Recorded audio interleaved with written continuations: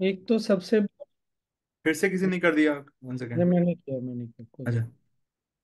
तो अभी मैं बल्गेरिया आया हुआ हूँ, और करीब 3 सप्ताह हो गया। अरे यहीं पे रखूंगी तो सबको। बहुत अच्छा। यहाँ पर ना आर्ट ऑफ लिविंग का काम बहुत ही अच्छा चल रहा है। जय गुरुदेव। और तो मैंने यहाँ कुछ टॉक्स भी दिए, कोर्सेज भी लिए, तो मैंने एक चीज़ और रियलाइज किया कि जब आप सेवा में होते हैं ना, तभी आपको बहुत सारा रियलाइजेशन होता है, अनुभूति, ज्ञान। तो जैसे हम में से सारे लोग जानते हैं ये चीज कि वर्तमान क्षण अटल है, नहीं? हम ये भी जानते हैं कि मन भूतकाल और भविष्य काल में जाता है। हम चाहते भी हैं कि वर्तमान में जिए हैं। सही बोल रहा हूँ मैं, है ना? फिर हमने ये भी देखा है कि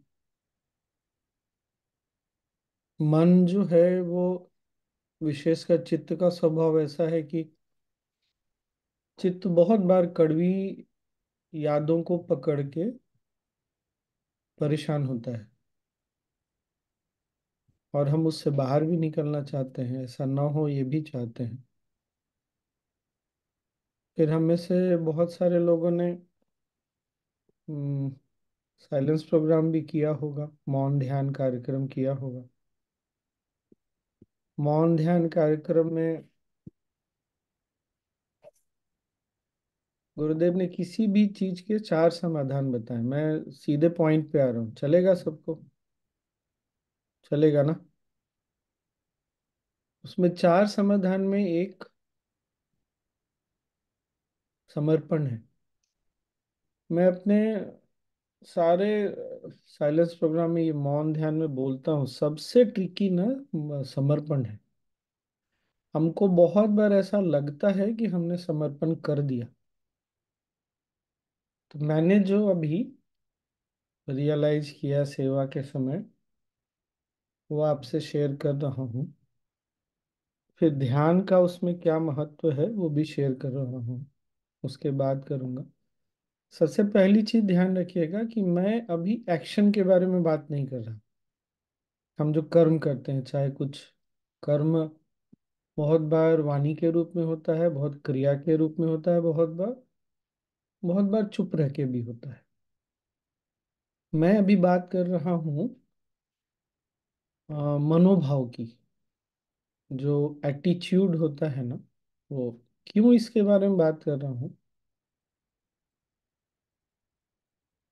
मैं इसको रफली ऐसे एग्जांपल देता हूँ कि अगर, जैसे हमने बहुत सारे लोगों ने टीवी पर सीरियल भी देखा होगा, या मैच वगैरह होते हैं तो, cricket match, football match, hockey, badminton, कुछ भी, तो बहुत बार ना उस प्रोग्राम का कोई स्पॉन्सर कंपनी होता है ना? तो जो भी कंपनी स्पॉन्सर कर रही है ना, वो बदले में तो अपना ऐड दिखाएगी ना, अपना प्रभाव छोड़ेगी, है कि नहीं? तो हमारा जब मनोभाव जैसा रहता है ना, वो कर्म में कहीं ना कहीं दिखेगा ही दिखेगा। इसीलिए गुरुदेव बहुत लंबे समय से बोल रहे हैं कि तुम जो बोलते हो, करते हो, उससे अधिक तुम कम्युनिकेट करते हो अपने तरंगों के द्वारा, वाइब्रेशन के द्वारा। कितने लोगों ने ये सुना है गुरुदेव को बोलते हुए? सुना है ना? ठीक है। तो वाइब्रेशन कैसे बदलेगा? वाइब्रेशन तब बदलेगा जब हमारे अंदर कुछ बदलेगा, तब। इसलिए अभी मैं एक्शन के बारे में नहीं बात कर रहा, अभी मैं मेंटल एटीट्यूड, पर्सपेक्टिव, हमारा जो दृष्टिकोण है, हमारा जो मनोभाव है, उसके बारे में बात कर रहा हूँ। तो मैं 2 उदाहरण दे रहा हूँ, एक अपने जीवन से जो मैंने देखा अभी रिसेंट में, और इस ज्ञान को जो जिया मैंने, और दूसरा इतिहास। इतिहास में अगर, मानव इतिहास में देखें ना, कि सबसे दर्द भरी घटना कौन रही, तो उसमें एक वो महाभारत का एपिसोड है। समझ ही गए होंगे कौन सा वाला, जब द्रौपदी के साथ राजमहल में गलत हुआ।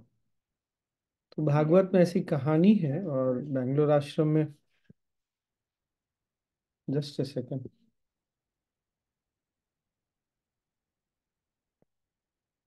तो भागवत में ऐसी कहानी है कि भगवान से वो भगवान को याद करी थी, तो भगवान बार बार दरवाजे की ओर जाते थे फिर वापस आते थे। ऐसा बहुत चल रहा था, और अभी पिछले 2 सप्ताह के अंदर बैंगलोर आश्रम के सत्संग में गुरुदेव ने बोला ये बात।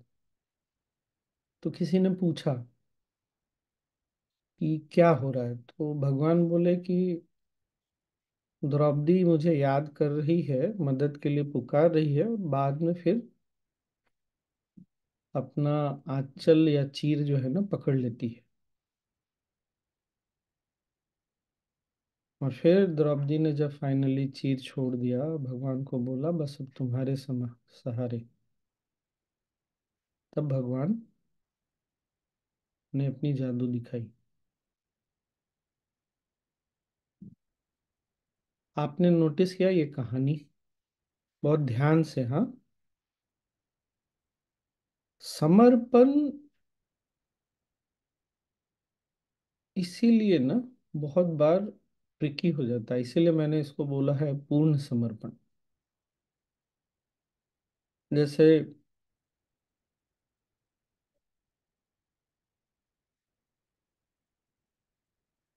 आप कहीं भी हैं, जो भी आपका जीवन है, जैसे मेरा तो सेवा वाला जीवन है।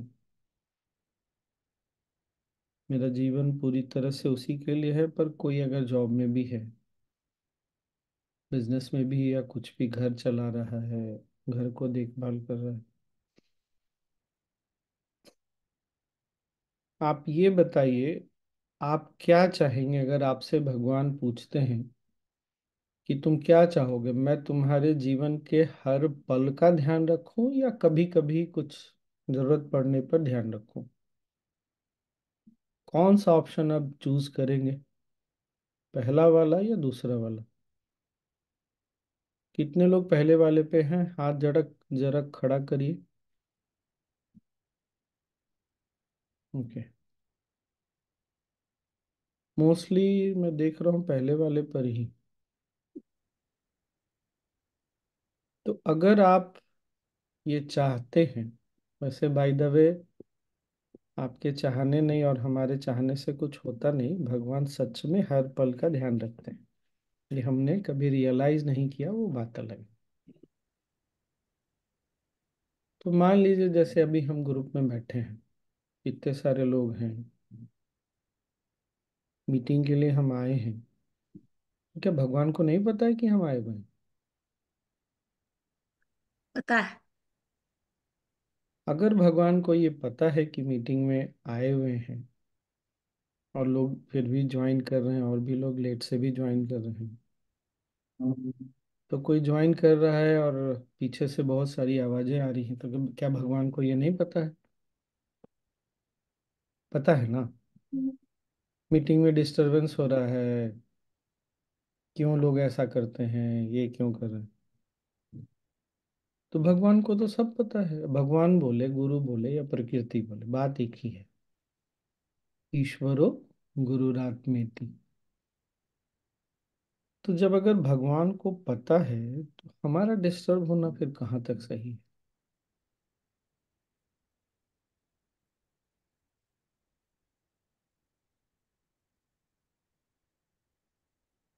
क्या भगवान इतना, क्या भगवान के पास इतनी भी बुद्धि नहीं है कि वो बातों को समझता है? या भगवान इतना कमजोर है कि वो जानता ही नहीं, कुछ समझ ही नहीं सकता? या गुरु नहीं समझते बात को? गुरु को पता ही नहीं क्या हो रहा है, क्या होना चाहिए, या क्या होना चाहिए ये भी नहीं पता है? ऐसा संभव है क्या? बहुत सोच कर ना, मन में जो भी आता है एक बार देख लीजिए,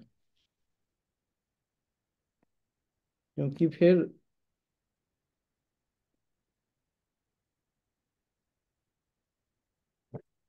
आप जो सोचते हैं, आप जैसे देखते हैं, उससे बहुत अंतर पड़ता है। मेरा मानना है, जैसे मुझे भेजा गुरुदेव ने, तो उनको पता है क्या होने वाला है। उनको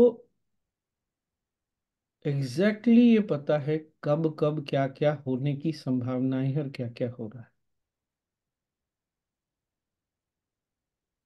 तो फिर अगर ऐसा उनको पता है, और मैं ये जानता हूँ और ये मानता भी हूँ, तो अगर कुछ ऐसा हो रहा है जिससे मेरा मन डिस्टर्ब हो रहा है, या मुझे लगता है ऐसा नहीं होना चाहिए, या ऐसा लगता है सामने वाला ऐसा क्यों कर रहा है, या मुझे लगता है मुझे इसके बारे में बताना चाहिए, तो ये सब तो होगा ही होगा।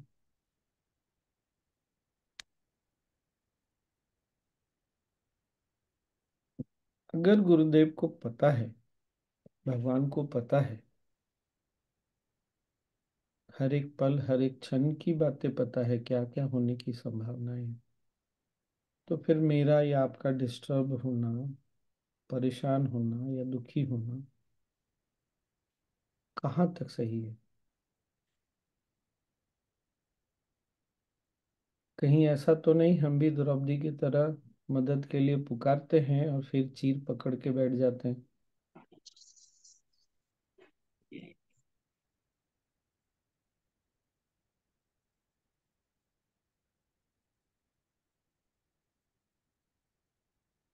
तो जब तक चीर पकड़ कर बैठेंगे, तो भगवान फिर प्रतीक्षा करेंगे। इसको लगता है ये संभाल लेगा तो संभालने दो इसको। जब इसको लगेगा कि ये नहीं संभाल सकेगा, तब तो मेरी सहायता की आवश्यकता है।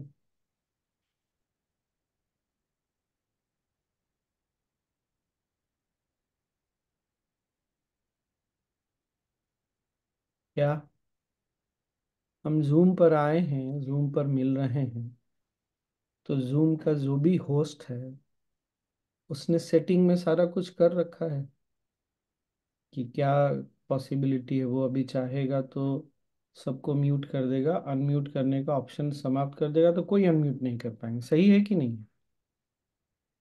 है ना? वो अगर ये डिसाइड जूम के सेटिंग में डाल देगा कि जिन लोगों ने वीडियो ऑफ नहीं किया है उनको मीटिंग में आउट कर दो, तो आउट हो जाएंगे सारे। आपको समझ में आ रहा है किस हद तक कंट्रोल है भगवान का या गुरु का? उनको सब पता है, पर एज ए होस्ट वो भी इस दुनिया के जूम के होस्ट में वो भी चुपचाप बैठ के देख रहे हैं। देखे तो सही कितने लोग डिस्टर्ब हो रहे हैं। उनको पता तो चले कि तुम देखो कि इतनी छोटी छोटी बातों में डिस्टर्ब होते हो। भाई जूम भी तो एक दुनिया ही है ना, और ये दुनिया भी जूम ही है, कोई अलग नहीं है कुछ इसमें। अगर आप डिस्टर्ब हुए एक पार्टिसिपेंट के रूप में या किसी रूप में, तो आप डिस्टर्ब हुए तो आपका मनोभाव बिगड़ेगा। मनोभाव बिगड़ेगा तो फिर आगे क्या होगा वो तो आपको भी पता है। आपका एक्शन चेंज होगा, आपका बिहेवियर चेंज होगा, आपका वर्ड्स चेंज होगा, वाणी बदल जाएगी, सब कुछ बदल जाएगा। ये बात पकड़ में आई क्या, मैं क्या बोल रहा हूँ? पूर्ण समर्पण क्या है?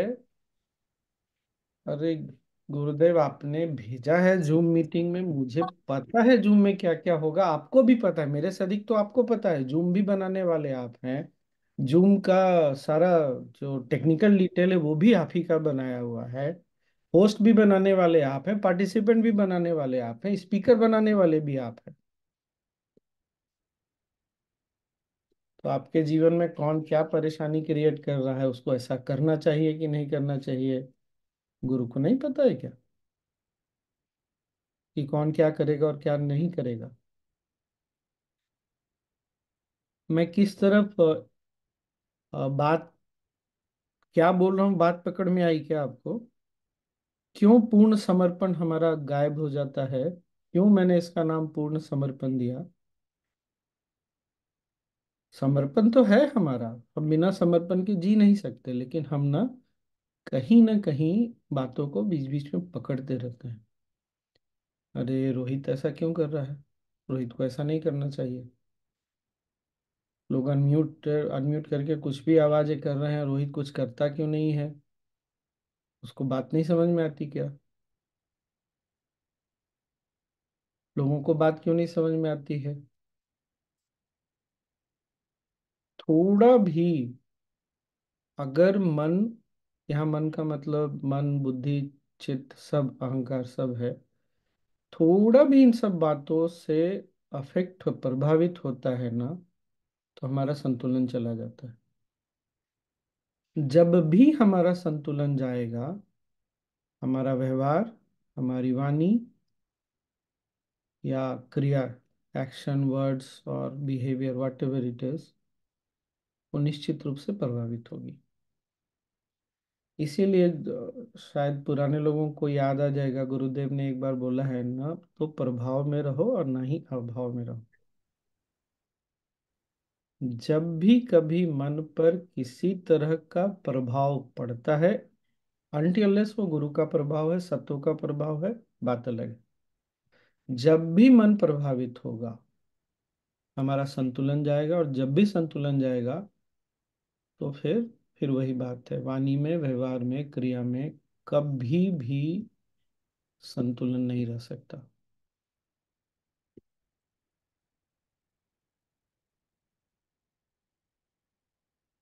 पूर्ण समर्पण क्या है? मुझे पता है कि सब जो कुछ भी हो रहा है, गुरु को भी पता है और ईश्वर को ही पता है। मुझे इससे डिस्टर्ब्ड नहीं होना चाहिए। मुझे ये नहीं सोचना चाहिए कि ये व्यक्ति मेरा कुछ बिगाड़ लेगा, ये जो कर रहा है इससे मेरा नुकसान होगा। साधारणतः हम इसी बात से परेशान होते हैं ना, कि सामने वाला जो कर रहा है उससे मेरा नुकसान हो जाएगा। और गुरुदेव ने ये बात सैकड़ों बार बोली है कि तुम एक बार जब पथ पर आ गए, मेरे साथ आ गए, कोई तुम्हारे साथ गलत कुछ नहीं कर सकता। ये भी सुना है ना सबने, काफी लोगों ने सुना होगा, सुना है ना? तो इसको जिएंगे कब हम, और क्यों नहीं जी पा रहे आज? सीधी सी बात है, समर्पण ही नहीं है हमारा। दोनों बातें में आप लोगों ने, सब काफी लोगों ने सर हिलाया कि हाँ ये सही है, हम जानते हैं। जब आप जानते हैं तो फिर परेशान क्यों होते हैं? आप ये क्यों समझते हैं कि सामने वाला आपका कोई नुकसान कर देगा? आप ये कैसे मान लेते हैं कि सामने वाला इतना शक्तिशाली है कि वो ईश्वर के से भी ज्यादा शक्तिशाली है और आपका नुकसान कर देगा, गुरु से भी ज्यादा शक्तिशाली?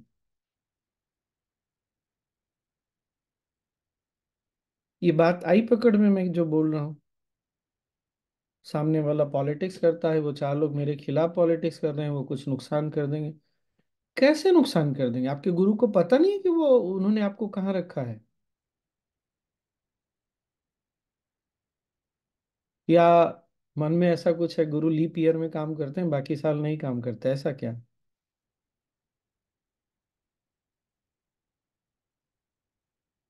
नहीं, ऐसा नहीं है। अगर ऐसा लगता है तो आपको गलत लगता है।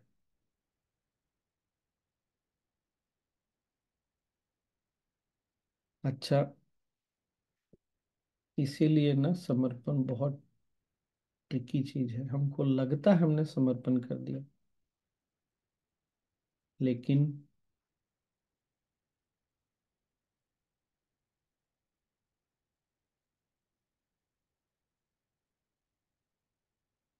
तो क्या करना है?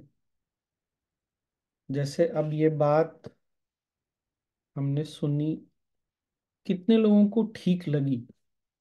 Just for chance, can I see the hands? कितने लोगों को बात समझ में आई, मैं क्या पॉइंट बना रहा हूँ? आई बात समझ में? आपको बात भी समझ में आ गई, ठीक? जैसे हमको ये बात समझ में आ गई कि वर्तमान में जीना चाहिए, पर हम जी तो नहीं पा रहे हमेशा। मन तो भटकता है अभी भी। इससे बाहर कैसे है? सबसे पहली चीज होती है ना, गुरु के पास आते हैं, बात तो कम से कम समझ में आए। जब बात समझ में आती है तो हमारा उस तरफ आगे बढ़ने की एक स्वाभाविक इच्छा होती है। हम बढ़ ही जाते हैं उस तरफ। नहीं हो पा रहा है, उसके लिए क्या करना है, उसी के लिए गुरुदेव ने ध्यान दिया है। क्योंकि ध्यान बिना समर्पण के होगा ही नहीं। असंभव है बिना समर्पण के ध्यान। तो दो चीजें हैं। ध्यान लगाते हैं, अच्छा लग जाता है, ठीक है, कभी कभी उतना अच्छा नहीं लगता पर अच्छा लग जाता है। समर्पण हो जाता है, इसका मतलब तो काम हो गया। अब हमारे मन का स्वभाव ऐसा है ना, जब ध्यान करते हैं समर्पण हो जाता है, जब ध्यान से उठते हैं तो फिर वापस अपने पुराने पैटर्न में चला जाता है। वही सब आदतों में, प्रवृत्तियों में वापस फिर से। ये बात आई पकड़ में आपको? इसीलिए गुरुदेव ने ये भी बोला, मैं बार बार गुरुदेव को कोट कर रहा हूँ ताकि आप सब चीजों को ना, इंग्लिश में कहते हैं कनेक्टिंग द डॉट्स, सारी बातों को, कड़ियों को जोड़ के देख सकें। इसलिए गुरुदेव ने ये भी बोला है, अपने ध्यान के अनुभव को केवल वहीं तक सीमित रखने से जीवन नहीं बदलता। ये भी सुना है ना सबने? ध्यान आता है, गुरुदेव ने ऐसा बोला है। इसलिए गुरुदेव ने ना हमको मौन ध्यान भी दिया। क्यों? मौन ध्यान कैसा है? बहुत स्ट्रॉन्ग एंटीबायोटिक की तरह है। जो मन की पुरानी आदतें हैं, प्रवृत्तियां हैं, उससे बाहर निकलने के लिए हमको बार बार मौन ध्यान में आना ही पड़ेगा। कोई हमारे पास ऑप्शन नहीं है। अच्छा, हम ये भी देख सकते हैं, जब से हमने साधना शुरू किया, हम ज्ञान में आए, पथ पर आए, तो पहले से हम बहुत आगे बढ़े हैं। कितने लोगों को ये भी सही लगता है ना, हम बढ़े हैं आगे, सब लोग आगे बढ़े हैं। तो ये बताता है कि हमको इस पथ पर चलते रहना है।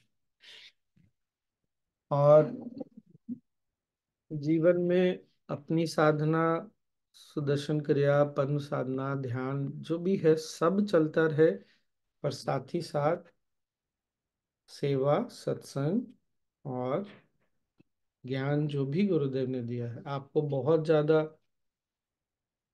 नहीं रुचि होती पतंजलि, भक्ति, अष्टावक्र, ये सब सुनने का, कोई बात नहीं।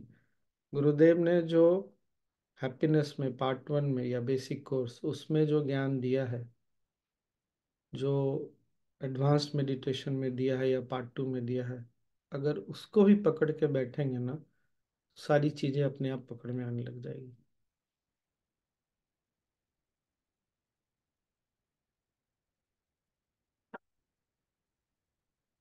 पूर्ण समर्पण की अवस्था जो है ना, आने के लिए हमको बहुत आवश्यक है कि हम मौन ध्यान कार्यक्रम में बार बार बैठें।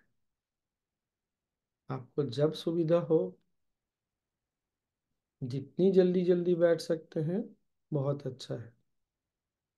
बहुत पहले, आज से 20 साल, 15 साल पहले गुरुदेव बोलते थे कम से कम 2 बार करना चाहिए, तो लोगों को कम से कम, गुरुदेव ने बोला कम से कम 2 बार वर्ष में करना चाहिए, लोगों को सुनाई दिया वर्ष में 2 बार करना चाहिए। मन इतना चतुर है, वो क्या बोलते हैं और क्या सुनता है ना, बहुत मजेदार है। तो अब गुरुदेव ने ये तक बोलना शुरू कर दिया, नहीं भाई, तुम लोग 3 महीने में भी करो, 4 महीने में भी करो, करो। पूर्ण समर्पण की अवस्था जब तक प्राप्त नहीं होगी, तब तक हम पेंडुलम की तरह डोलते रहेंगे। ये जानते हुए, समझते हुए कि हम गुरुदेव, पूज्य गुरुदेव का या ईश्वर का पूरा नियंत्रण है हर चीज पर उसके बावजूद हमारा संतुलन खो रहा है। जब संतुलन खोना बंद कर दीजिएगा, तब मौन ध्यान करना भी बंद कर दीजिएगा। तब आप अपनी साधना भी छोड़ सकते हैं।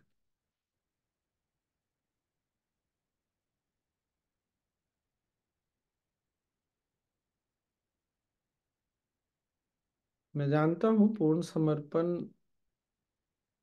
अगर उसी उदाहरण को, महाभारत की कहानी के उसी उदाहरण को लेते हैं, तो बहुत बार बहुत टफ लगता है पूर्ण समर्पण। कैसे छोड़ दें हम चीर को? हमारा इंस्टिंक्ट है ना चीर पकड़ना, वो भी सही है, लेकिन अपने उस सर्वाइवल इंस्टिंक्ट से भी ना बाहर निकलना है। हमारे जीवन हमारा जीवन भी उन्हीं के हाथ में है। ये सही है कि हमको हमारे माता पिता ने जीवन दिया है, लेकिन शक्ति जो है वो एक ही है।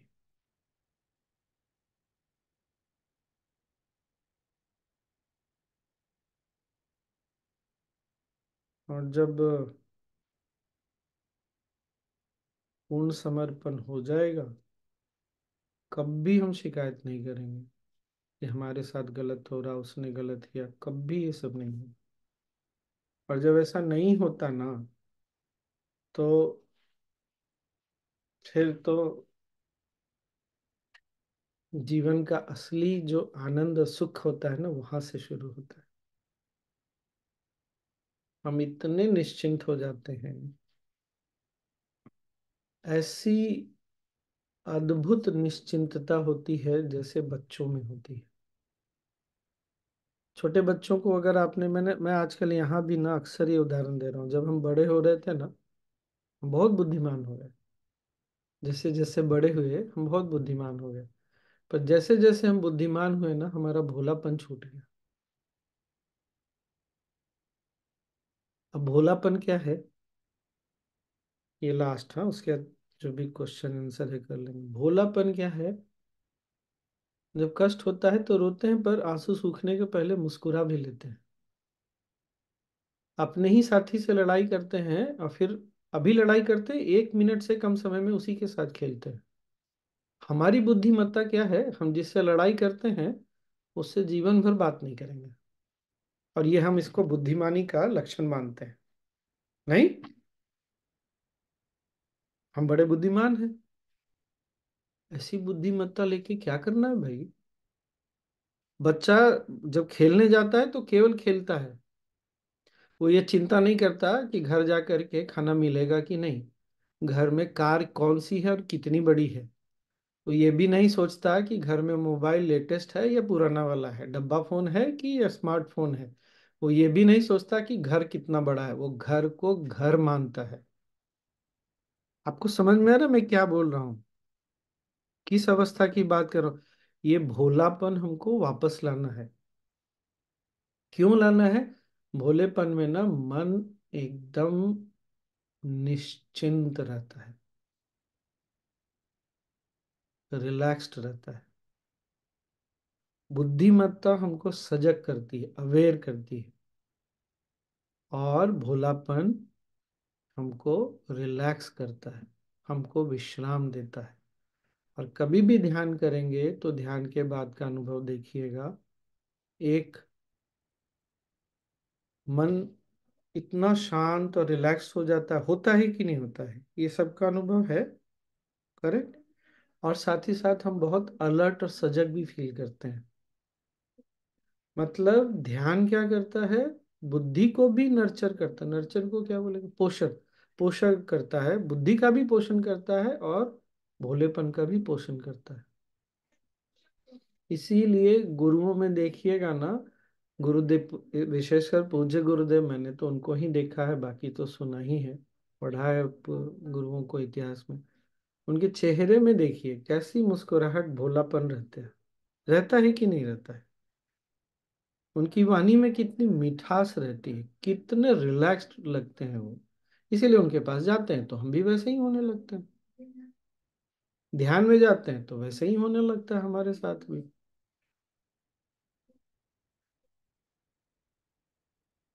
तो उस भोलेपन को वापस जीवन में लाने के लिए ध्यान बहुत आवश्यक है, और पूर्ण समर्पण के लिए ध्यान बहुत आवश्यक है।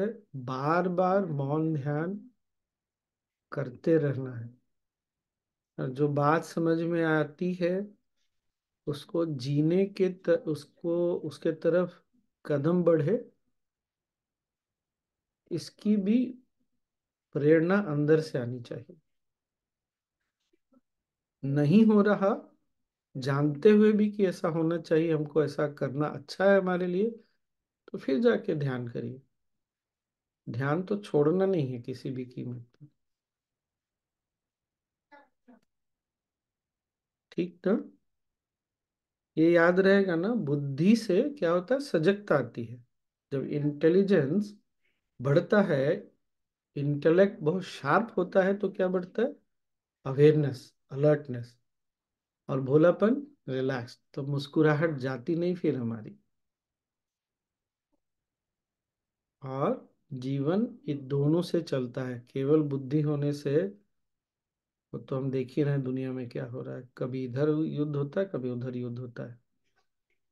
कभी कोई इधर उद्दंडता करता है, कभी कोई उधर उद्दंडता करता है। हमको सच में वो बचपन का भोलापन ना वापस लाना है हमारे अपने अंदर। उसी तरह जब सत्संग में तल्लीन होकर के गाते हैं, तो भोलापन फिर आ जाता है। ज्ञान में जाते हैं तो भोलापन और सजगता दोनों आती। फिर वही भोलापन और सजगता सेवा में काम आती।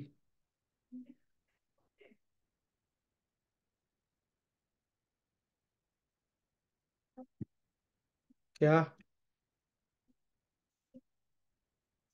It is making sense? या बात ठीक लग रही है? क्या लोकेंद्र भैया, बात ठीक लगी? हाँ स्वामी जी, बिल्कुल।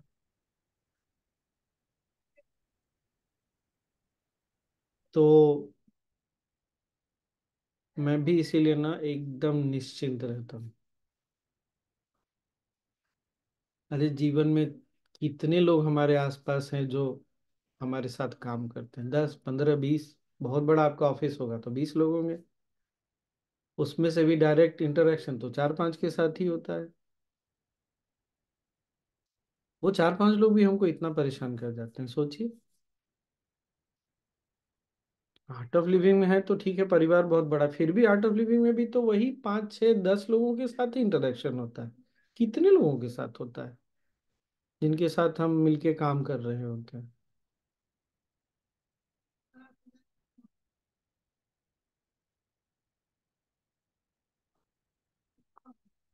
ठीक ना? अगर आपको किसी को कुछ बोलना या पूछना है तो बोलिए।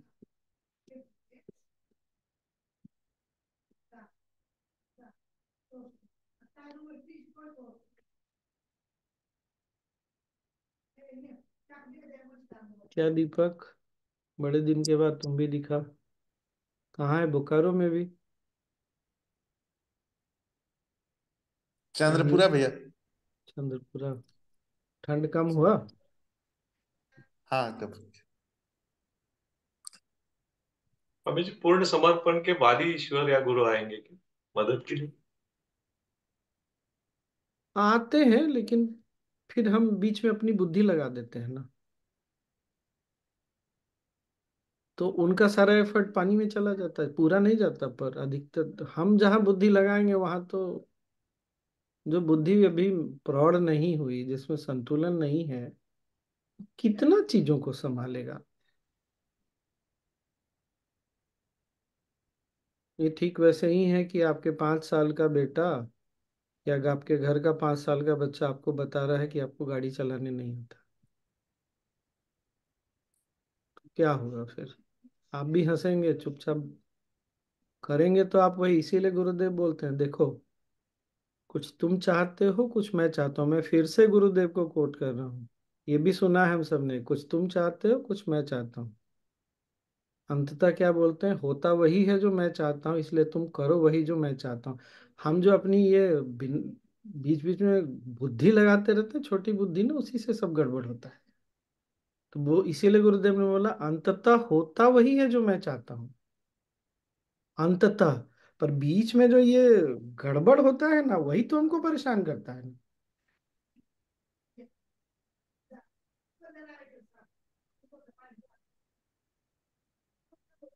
जब विपरीत परिस्थिति आती है तभी पूर्ण समर्पण होता है ना स्वामी जी। जैसे द्रौपदी का आपने उदाहरण दिया। हो जाए हो बस। जाए। हाँ, इसीलिए परिस्थितियां आती हैं ऐसी। वो गुरु कभी हमको हिलाते नहीं है, प्रकृति हमको हिलाती नहीं है, वो केवल हमको बताती है कि देखो, तुम जो ये सोच रहे हो ना कि ऐसा है वैसा है नहीं, तुम कभी गलतफहमी में हो, थोड़ा चलो अभी आगे। और कैसे पता चलेगा स्वामी कि जी। एक मिनट, कैसे पता चलेगा कि पूर्ण समर्पित? जब कभी भी मन किसी चीज से विचलित नहीं होगा, अपना संतुलन नहीं छोड़ेगा। जब तुमको ये समझ में आ जाता है, हमारे मन को ये समझ में आ जाता है कि हमारे साथ गलत कभी होगा ही नहीं, होता ही नहीं है, क्योंकि जो कुछ भी हो रहा है वो सब उन्हीं का दिया करा है वो, तब समझ लेना तुम पूर्ण समर्पित हो गए। कभी भी लेकिन दुनिया के किसी भी कारण से तुम्हारी मुस्कुराहट जाती है, मन में कड़वाहट आती है, स्थिरता जाती है, तो समझ लेना समर्पण चला गया, थोड़े दिन के लिए छुट्टी मनाने। हाँ प्रिया बोलो। स्वामी जी, अगर द्रौपदी समर्पण नहीं करती तो क्या भगवान नहीं आते? मुझे नहीं पता, ये मेरे से उत्तर मत पूछो। कहानी या उदाहरण सिर्फ एक बात समझने के लिए संदर्भ होता है। भगवान नहीं आए ऐसा तो है नहीं, भगवान तो थे ही।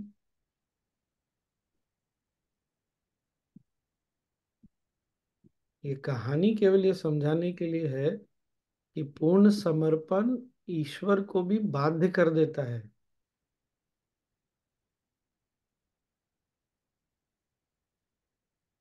क्योंकि हम बोल रहे हैं कि तुम्हारे अलावा मेरा कुछ है ही नहीं, तो क्या करेगा फिर? उसको करना ही पड़ेगा ना, उसका बच्चा उसी पर डिपेंडेंट है। भारती बोलो। वैसे वीडियो अनम्यूट कर लोगी तो और, आई मीन हाँ, वीडियो। बोलो हाँ जी। भारती। हाँ जी गुरु जी, बहुत बहुत अच्छा, मतलब बहुत ही इजी तरीके से आपने इतना कॉम्प्लेक्स टॉपिक समझाया है। इसमें मेरे को सर एक बात पूछनी है, जैसे बहुत विपरीत परिस्थिति आई जो बिल्कुल ही मतलब 360 डिग्री टर्न हो गया लाइफ में, और जो अंदर से जो इंट्यूशन या जो भी आवाज आ रहा है उसमें से बाहर निकलने के लिए, वो बिल्कुल ही दिमाग उसको लॉजिकली ले ही नहीं रहा, बट वही वही बार बार आ रहा है। तो दैट मीन्स कि वही एक्शन है और मतलब उसी को लेके ही चलना है आगे। आई मीन कैसे इसको समझे कि ये उसी परमात्मा का दिया हुआ दिशा आ रहा है, या क्या है ये, देखो, इसको कैसे हमें समझें? हमेशा ये याद रखना, सबसे पहले अपने मन के संतुलन को बना के रखना है। कोई भी चीज अगर मन के संतुलन को लेके जाती है, तो उसके बाद का कोई भी डिसीजन वो हमको सुख लंबे समय में नहीं देता, देगा, कभी भी नहीं देगा। कोई भी बात अगर मन में कड़वाहट लेके आती है, हाँ जी। कोई भी बात कड़वाहट लेके आती है, कोई भी बात हमारे संतुलन को लेके जाती है, तो फिर तो सब गड़बड़ हो जाएगा आगे, सो कॉल्ड गड़बड़। तो देखना, जब तुम्हारा मन, इंट्यूशन तुम्हारा क्या बोलता है वो तो तुम ही को पता चलेगा, वो तो मैं नहीं बता सकता। ठीक है ना? तो कोई भी ऐसी चीज जो तुमको संतुलन में लेके आती हो, बैलेंस में, तुमको स्टेबल बनाती हो, तुमको तुम्हारे आनंद को बनाकर रखती है, बढ़ाती है, समझ लेना वो सही है।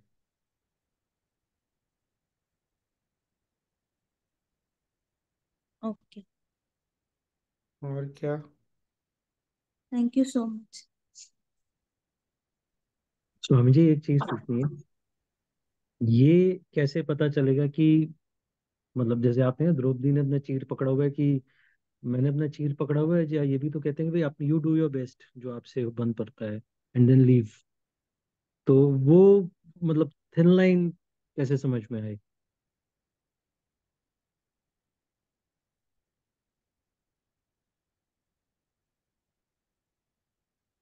B 100%। Can we be 100% in whatever we do? क्या हम 100% होके कोई भी कार्य कर सकते हैं? पता नहीं। हुआ नहीं हुआ। क्या हम इस बात को छोड़ सकते हैं कि जो हमको करना था हमने कर दिया? क्या होगा नहीं होगा वो हमारे हाथ में नहीं। हम कर्म करके छोड़ सकते हैं क्या? जब हम यहाँ कर्म करके छोड़ने का मतलब है उसी समय ऐसे छोड़ देते हैं चीजों को जब समर्पण होता है। जब नहीं होता समर्पण ना, तो उसको छोड़ते हैं, मुट्ठी ढीला करते हैं और उसको खींच के लेके जाते हैं दूर तक। घसीट करके बोलते हैं ना वो।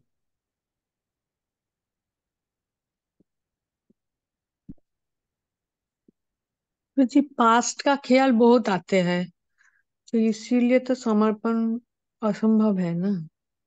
असंभव तो नहीं है रूपा जी, इसीलिए मैंने क्या बोला, क्या करना है। एक तो अपनी साधना नहीं छोड़नी है, और कोई एक शास्त्र पकड़ के बैठिए, ज्ञान का कोई एक स्रोत, चाहे वो भगवत गीता है, अष्टावक्र है, कोई भी, या सच्चे साधक के साथ एक अंतरंग वार्ता, कोई भी एक शास्त्र पकड़ के बैठिए और बार बार मौन ध्यान में जाते रहिए। बार बार मतलब हर, अगर बहुत ज्यादा चीजें परेशान कर रही है तो हर महीने कर लीजिए। अगर उतना परेशान नहीं हो रहा है तो कम से कम 3 महीने में एक बार कर लीजिए। मौन ध्यान तो हमको मालूम नहीं कैसा। ओ अच्छा। आपने सुदर्शन क्रिया सीख लिया? अभी अभी किया हाँ है, थोड़े दिन पर, 10 दिन सुदर्शन। पहले किया। हाँ हाँ, तो वो कर लीजिए, वो गौरव आपको बता देंगे। हाँ, हाँ सुदर्शन क्रिया गौरव जी से किया है मैंने। तो वो आगे का बताएंगे आपको, ठीक है ना? हाँ। तो आप क्या, 3 चीज, अपनी साधना, ज्ञान का कोई एक स्रोत पकड़े रहना है, और तीसरा बीच बीच में मौन ध्यान में जाते रहना है। जब हम अपने स्रोत की गहराइयों में, जब हम अपने ही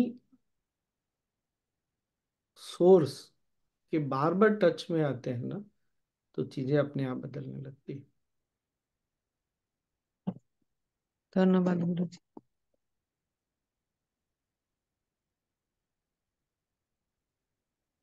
हेलो।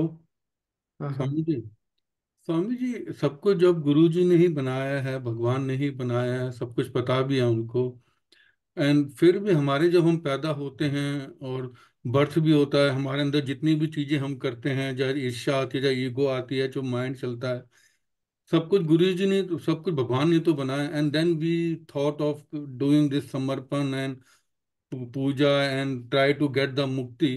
तो सब कुछ भगवान ने ही बनाया, तो वाई शुड वी, मतलब इतना सब कुछ कॉम्प्लेक्स क्यों कराया है? भगवान ने हमको बर्थ दिया भगवान ने,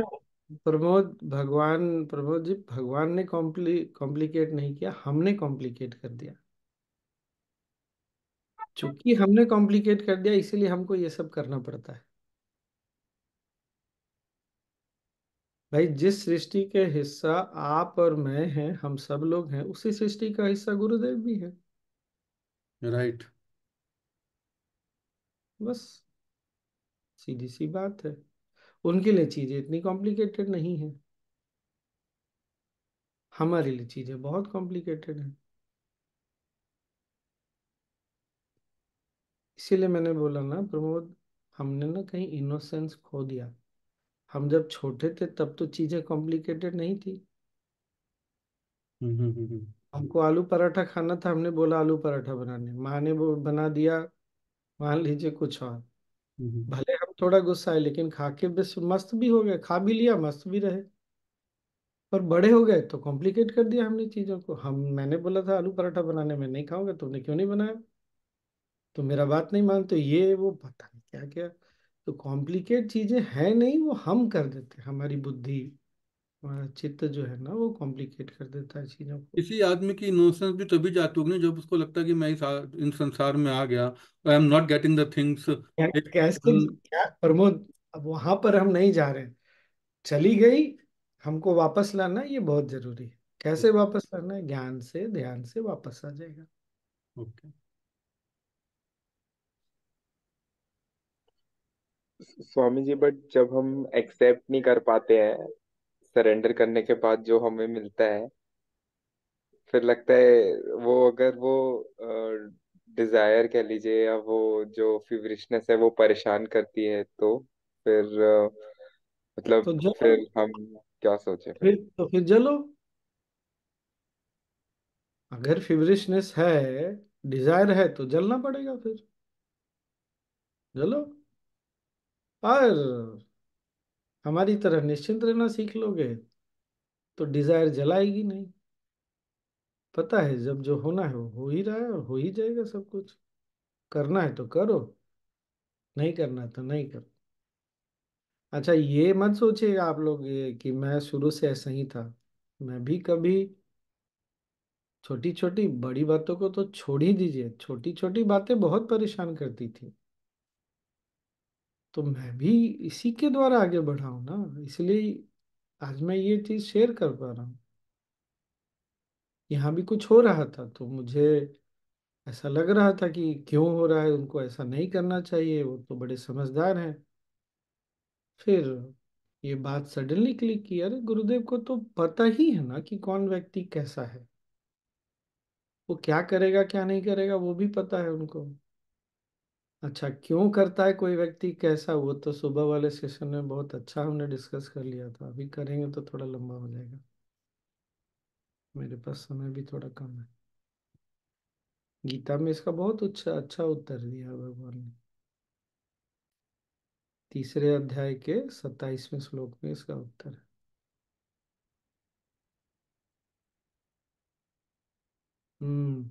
और क्या।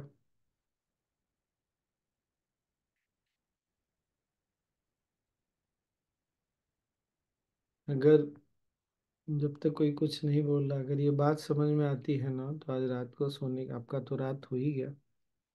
अभी जब आप सोने जाइएगा ना, आंखें बंद करके जिनमें भी श्रद्धा है उनको स्मरण करके ये बोल दीजिए कि मुझसे ये भी आप ही करवा लीजिए।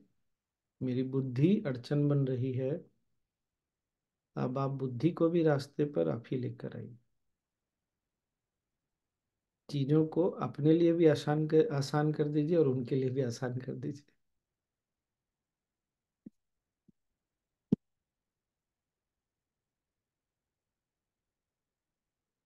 नहीं है, सुदर्शन क्रिया आपने कर लिया तो आप एलिजिबल हो गए एडवांस कोर्स करने के लिए। तुरंत करिए, अधिक दिन रुकिएगा तो फिर मन कहीं और लेके भी जा सकता है। और ऑनलाइन एडवांस कोर्स का डिटेल कितने तारीख से है मैं भूल गया, 23, 24, 25। थैंकफुली मोनिका जी ने हाँ बोल दिया साथ में लेने के लिए, तो मोनिका जी रहेंगी, मैं भी रहूँगा हाँ। बस सुबह वो साधना वाला सेशन मिस होगा क्योंकि जब आप, गुरुदेव, हाँ। सहज एक मिनट, समाधि पहले करना है या एडवांस कोर्स करना है? जो पहले मिल जाए करने के लिए वो पहले कर लेना है। अच्छा। आप गए हैं बड़े से पार्टी में, पहले क्या खाना है? जो सामने दिख जाए उसी।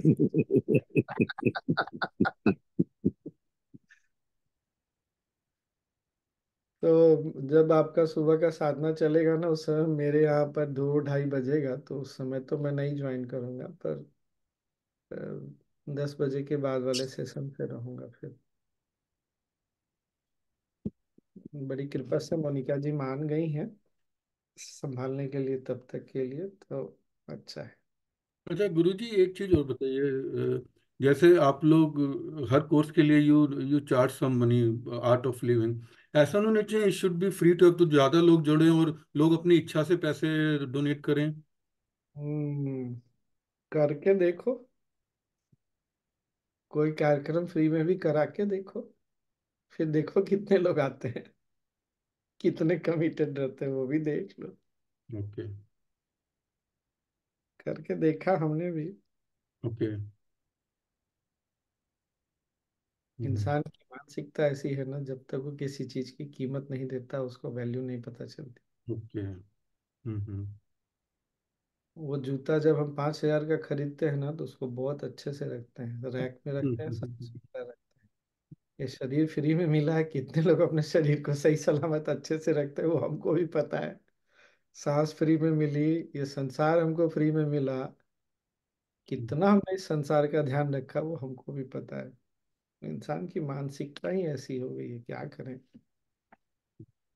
तो बिना कीमत दिए मानता ही नहीं। डेफिनेटली थोड़ा हाँ सीरियस तो हो जाता है आदमी, जब पैसे देता है तो इट बिकम मोर सीरियस।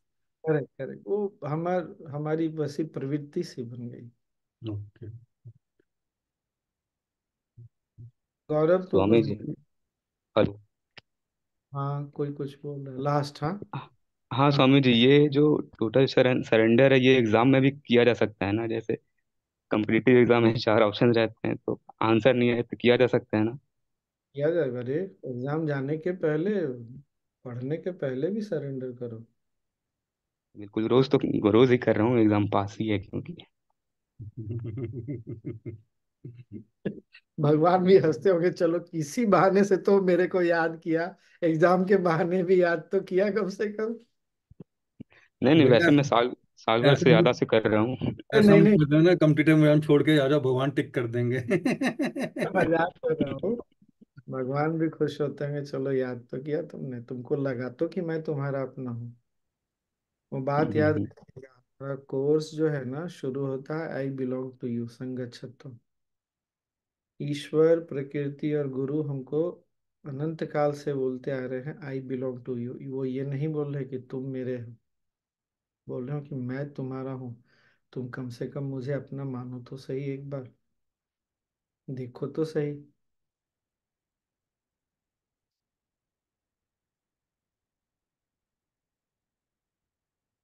ये गुरु का दिया हुआ वचन है भाई, आई बिलोंग टू यू।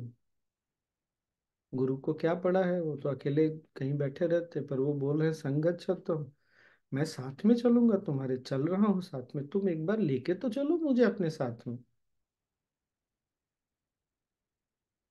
आप समझे मैं क्या बोल रहा हूँ सबने। आई बिलोंग टू यू गुरुदेव, कब से बोल रहे हैं आई बिलोंग टू यू। वो हमसे कोई कमिटमेंट नहीं चाहते कि तुम ऐसा करोगे then I will belong to you, नहीं।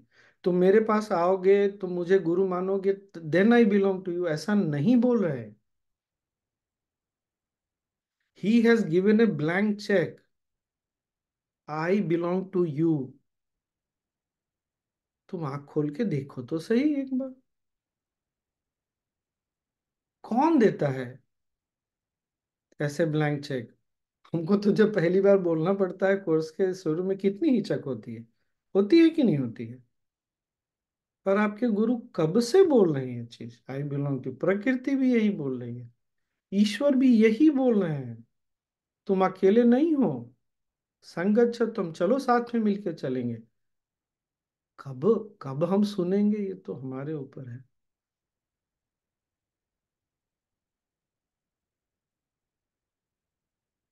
हैप्पीनेस प्रोग्राम का कि एक एक बातें ना, जीवन कोई एक बात भी पकड़ ले तो जीवन बदल सकता है।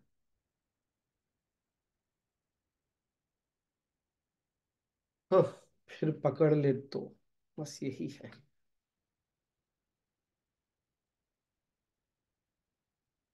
आई बिलोंग टू यू समझ में आया ना, गुरुदेव का क्या हमारे लिए, क्या बोलेंगे उसको, प्रॉमिस, वादा क्या है। मैं तुम्हारा हूं भाई, तुम किस बात की चिंता कर रहे हो। पर तुमसे मुझे बदले में कुछ नहीं चाहिए। बहुत ज्यादा होता है तो बोलते हैं तुम खुश रहो, खुश हो ना, हाँ खुश रहो, सारी चिंता छोड़ के जाओ, यहां तक बोलते हैं। और क्या कमिटमेंट चाहिए गुरु से।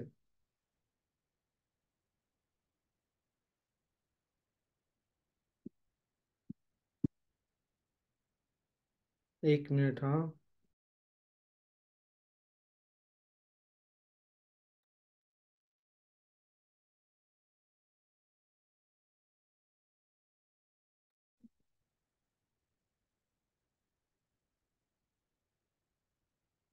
ठीक।